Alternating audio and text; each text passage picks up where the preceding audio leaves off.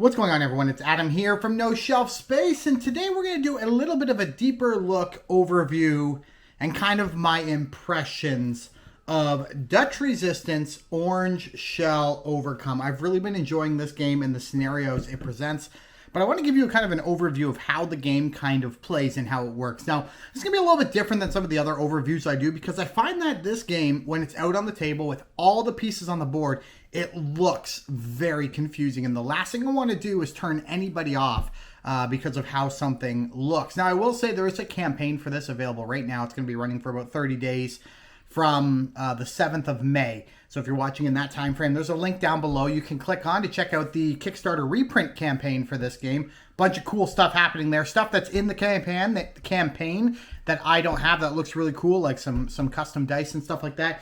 But you'll want to go check that out. So hit that link down below. But I'm going to give you an overview, but I'm going to do it in a very different way because there's not going to be a whole lot on the board as I kind of explain all the different things that can happen during a game of Dutch Resistance Orange Shell Overcome. I have another video unboxing. You can check out all the components. It's pretty lengthy. There's also me like punching out some stuff and discussing issues I have. We're going to come back at the end of this video to talk about some of the issues I mentioned in that box because the publisher designer reached out to me via a comment on YouTube to explain some of the reasoning behind some of the decisions that were made. So we're going to come back. We're going to talk about that at the end of the video. But right now, this is a dedicated video just for this game. This is not one of my blog series. So we're going to get this my camera set up on the tripod, and we're going to get down the table, and we're going to check this out.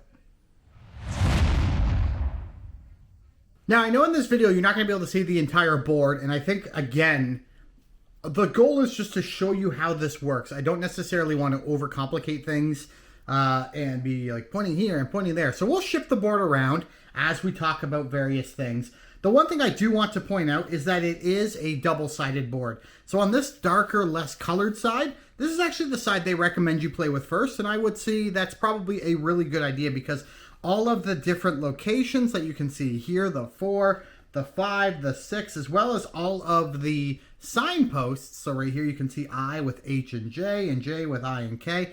It's a lot easier to see on this side of the board than it is if I were to flip it. And the roads, you can see the roads here, this dark black. Much easier to see there than, for instance, right there. So just be aware that it's much easier. There's less clutter. It's a lot easier to see if you play on the dark side. For the sake of this overview, I'm not going to show you the nicely colored side, although that's really fun to play with, and I think it adds a lot. We're going to use this side of the board right here. All right, we're going to start with your scenario setup. And there are a couple things that you're going to always be doing for each game. You're going to be setting out cards here and here from the deck. You're going to have 2 stacks of 10 cards here face up so you can see what's available on the top. These are helper cards. You're going to have your halt cards here. Halt cards will come into play when you cross, when you're moving between locations and you cross over soldiers or policemen. That's where those are going to come into play.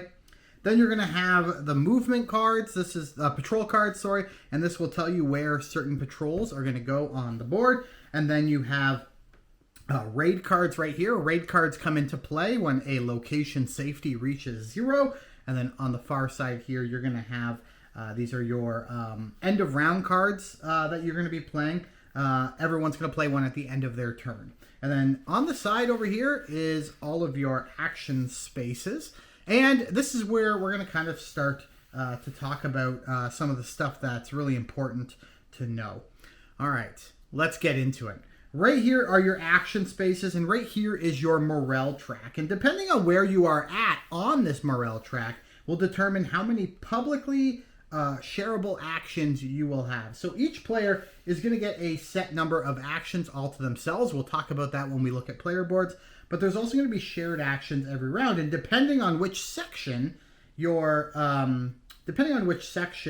morale is at, is how many of those actions you're going to get each turn. So if you have 18 or more morale, you're going to get 1, 2, 3, 4, 5 public actions that can be shared between players. Now you lose them each round, so you better use them. But on top of your personal player actions, you could use these as well to give yourself a little bit of a boost.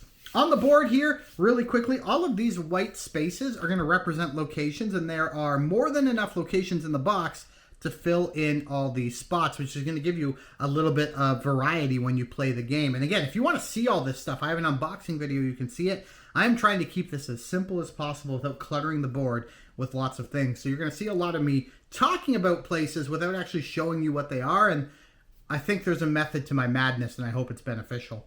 So all of these white outlined spaces, as I noted, is where locations are going to go. In some scenarios, those locations are going to be face down, and they won't be available until you pay the cost and flip them face up. And we'll talk about costs a little bit later. This here just represents what building number it is. This is going to come into play when you roll dice, and you will be rolling dice from time to time to see if specific buildings, to see if the safety in that building is going to decrease. You're going to be doing that quite often. So you have all of your countryside locations down here, and you can't see, but there's one off to the side of the board over there. I can probably pull it this way so you can see. And then you have some city locations, 1, 2, 3, 4, 5, 6, 7. So there's your city locations on this side of the river, and you have your country locations on this side of the river. All of these black lines represent roads, and all of the roads have a letter that denotes what they are. So this is road I, this is road J, this is road K. And as well as little signposts that direct you to 2 adjacent roads. So in this sense, the roads I is adjacent to in this region. And the reason why I say this region is you're going to see these little gray triangles here. There's a little purple hexagon here. A hexagon here. You've got a yellow diamond. You've got blue squares. You've got green circles way up there. And you've got, that might be it. And so this is talking about adjacent roads within a region. So I is adjacent to J in the region. And it's adjacent to, well, H is not in the region. It's in a brand new region. But that's the 2 roads that this is adjacent to. Now, yes, I is also adjacent to Q, but in terms of soldier movement, which is going to happen, or in terms of soldier movement or in policeman movement, they're going to move either along the white path or along the black path, and that's just going to decide which road they move to. So don't think about it as this being the only adjacent roads, because obviously right here, Q is adjacent to I at this intersection. Don't think of it that way. Just think of this as where policemen and soldiers will move on their movement turns. So each region is broken down into roads and additional signs, and then the buildings as well, and that's all going to come into play a little bit later. All right, we're going to hop over. I'm going to leave the board laid out right here, but we're going to hop over to a player board so we can talk about some of the things you can do as a player. And there are a number of different boards available, and right here you're going to have your identity card. Now, all the identity cards in the game are different and will provide you different bonuses or different opportunities. Some of them even have additional tokens you will use. So when I played my very first game, I used an individual who created newspapers, and what he got to do is he had a card, and what he could do as a free action on his turn is he could drop a newspaper at a location, which means another player, a newspaper tile, and another player, when they came to that location in the future, could pick that newspaper tile up to gain some benefits. Very cool identity. All of the different identities, all the identities in the game are different. Each board, and I'm not going to show them again. Again, I'm trying to keep this as simple as possible, and I hope this is benefiting you. Sorry. Each board has 2 sides, and I will say right away that this game is not easy. It's very easy to lose. You have to make use of each and every turn. I really believe that, and a few missed turns could lose you the game. But there's also built-in accessibility to the game. So, and we'll talk about these in just a little while, but you will have your setup scenarios. So here's a bunch of scenarios, 1, 2, 3, 4, 5. They're not in order because there's 1, 2, 3, 4, 5. But there are these scenarios, and there's different difficulty levels between basic and extreme. So the game is pretty accessible in that there are ways to make things easier, and the same goes for these player boards, because you have this side here, which is the more difficult, the standard side. I guess I wouldn't say more difficult. This is the standard side. I think probably the game is best played on this side of the board. That's at least how I feel. But if you're having struggles or you want to try something just a little bit easier, you can play on the easy side, and you'll see that denoted right here. Now let's talk about the various spots on this board. There are a couple things you need to worry about. Right up here is just a phase rundown, and it's a good time to talk about what you'll do in each phase. So each character will have 3 unique cards to them, and then they will draw an occupier card. That's what it's called. So they're going to have 3 cards in their hand. At the start of your turn, you draw an occupier card, and that will come from the top of this pre-made deck, and that deck will be made at the beginning of each game. So you'll have your 3 personal cards, which are the same every single turn, and you'll have an occupier card, and then you'll be able to take, if you want, some of these additional actions over here, okay? Your 3 cards are going to be different for every single player, but they're going to allow you to do some actions. Sometimes they're going to let you collect some resources. Sometimes they're going to let you take an action or collect some resources. There are always a variety of different things. So you'll have to look at your cards to see what they're going to do for you, but you will play them. Once you've played your last card, you must then play your occupier card and then end your turn. So you'll start by getting all your cards, and you'll do your action phase, and you'll play out these cards until you are out of actions. And of course, you can take the available Morel actions on top of your own actions. And the possible actions are right here, printed on your board so you can easily see. You can either move 1 to 2 spaces, and that means you can take an item or a person with you. And I'm not going to explain that in this video, items and people, but there are scenarios that involve carrying items from one place to another, and or hiding some people, okay? You can also spend a ticket, so you can get tickets over here, which I explained earlier. You can get tickets from a variety of locations or cards, and you can use those tickets to travel, a train ticket to travel anywhere on the board, which is very cool. You can take a location action. There will be locations all over the board, and they will all do different things. A bunch of them give you resources. Some of them allow you to increase the safety of a location. Again, I'm not going to dive into all that. You can see it if you buy it, but a lot of different actions, and they're printed, and they're very easy to understand right on the card. So you can do that with one of your actions. You can roll a die, just a single die, to raise the safety of a location. Now, a location on the board, when it's played here, will have a little black cube denoting how safe that location is. And as policemen and as soldiers travel through your cities, or travel through your locations, so let's say there's somebody on I, and they're going to travel to J on their turn. So the policeman might travel from here through this location to here. A policeman will lower the safety of a location by 1. A soldier will lower the safety of a location by 2. And when you're rolling dice later on in the turn, you might have to roll dice from time to time. That could also further lower the safety of a location. So you can roll a die at any time when you're on a location. So I could roll a die, and you add that many spaces to the safety bar. So if I rolled a 4, I'd move this. If it was at a 2, I'd move it up to a 6, and then it would be much more safe. So you can do that on your turn. There are scenario actions printed, and I will show you the one for scenario number 1. And this won't make sense to you, but there's a scenario action printed on the scenario card.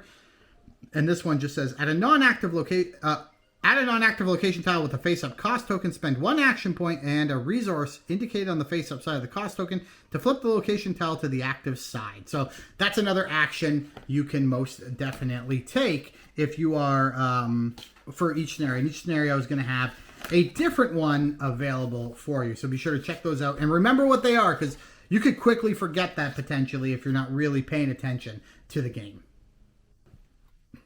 The other things to look at on the player board are your alibis right here. And if your alibi ever hits 0, you will lose the game, and you'll lose alibi for a variety of reasons.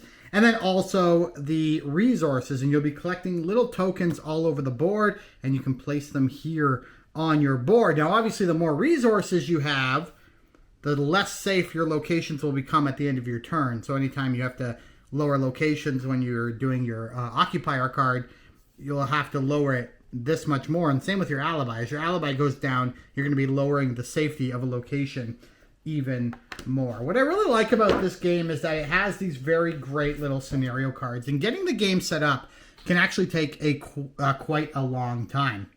Just make sure you're following the rules in the box as well as the special rules for the scenario. It has some great flavor text up here to get you into the feeling of what the game's going to be all about, as well as like the things you're going to need. It's really awesome that it shows you what tokens you're going to need. So for the second game, or for scenario number 2, you need the 6 number tokens as well as the people in hiding, which is really cool. And then it'll have some placement rules as well. And then you'll pick here on the side whether you're going to do basic, normal, hard, or extreme. And it's going to tell you where to place police and where to place soldiers and where to place other tokens. It's really, really, really cool. I really love how this game goes. There's 5 scenarios in the box that I got. I'm sure there's going to be more. I think there's even some more online that you can print out and play. But overall, I don't think this game is as confusing as it looks when everything is down on the table. And this might be the first time I've ever given an overview of a game. Now, this is not a turn-by-turn how to play. That is available on YouTube. You can find that if you want it.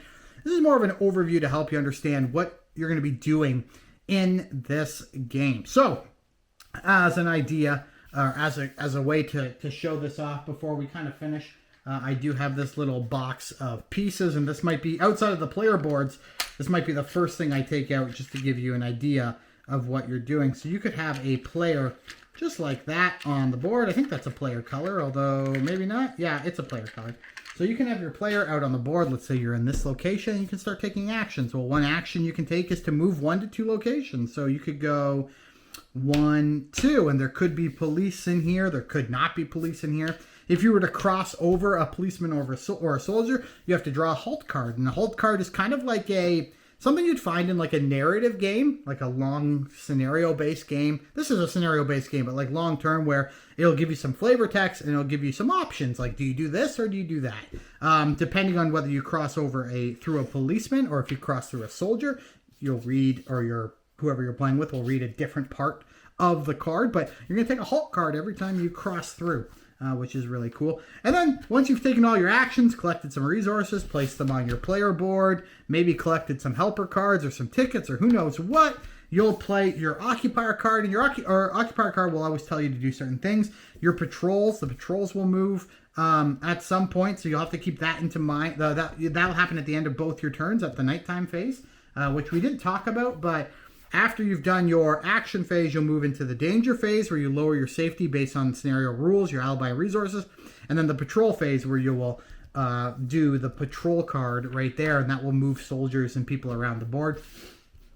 But the one thing you do need to think about during the phase here is that at the end of your turn, you're going to do this occupier card, and the occupier card is probably going to make you like roll dice and check certain regions. It could make you lower safety. It could make you lose resources. It could make you move police officers or add police officers or soldiers to the board. There's a lot of things these occupier cards can do, and they're built into a very specific deck. It's going to be built in a very specific way.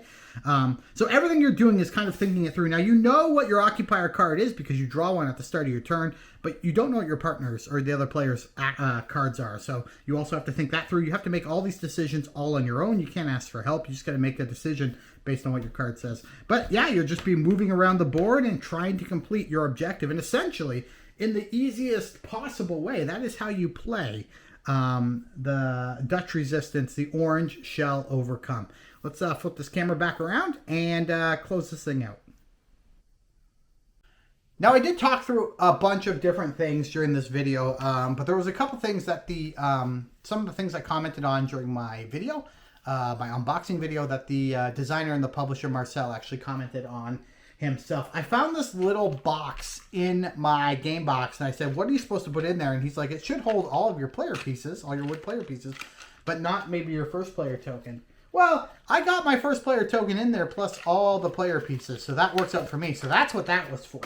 I also got 2 bags, and I don't have them handy because I you'll see here, I separated my box into a bunch of different bags using bags I had lying around. But it does come with 2 bags, and those are meant to separate game tokens that you use every game versus tokens that are only scenario based. So I thought that was kind of cool. So he did explain that. I did comment on how there would be could be really cool to have a really nice plastic insert in the box to hold all the pieces. He said it didn't really quite fit with the theme of the game, which, you know, that kind of makes sense to me. But he is thinking about an insert for the reprint campaign, which again is happening right now. Link in the description box down below. The last thing I talked about was the punch boards and how they folded out into like 3 sections, so they were just a little bit more difficult to punch. He said that was just a factory thing. That's how the factory did them. He wasn't happy with them either, but is saying that with the reprint campaign, they are looking at having just single 1-page punch boards, which is really nice to see. So I just wanted to correct those couple things for my unboxing video before we closed out this video. Guys, thank you so much for watching. A quick, very odd, and I will admit it's odd, and let me know how this worked for you. Does it work for you when I'm not cluttering the board with 1,000 different cards for you to think about? It is meant to just be an overview of how to play. Every scenario is going to play and will work a little bit differently, so it's really hard to really show you how it works outside of the basic actions you can take. But honestly, this is one of my favorite games of 2024. This might be one of my favorite games of all time. The theming is fantastic. The cooperative play, it's very tense. It's very driven. It's impactful. The stories are impactful, from the Hulk cards to the scenario overview. All that stuff is done. It's so good. This is so good. We don't score. I don't score games on this channel. We don't score games on GamesReviews.com. But honestly, if I was, this would be a 10 for me. This is a 10 out of 10 experience.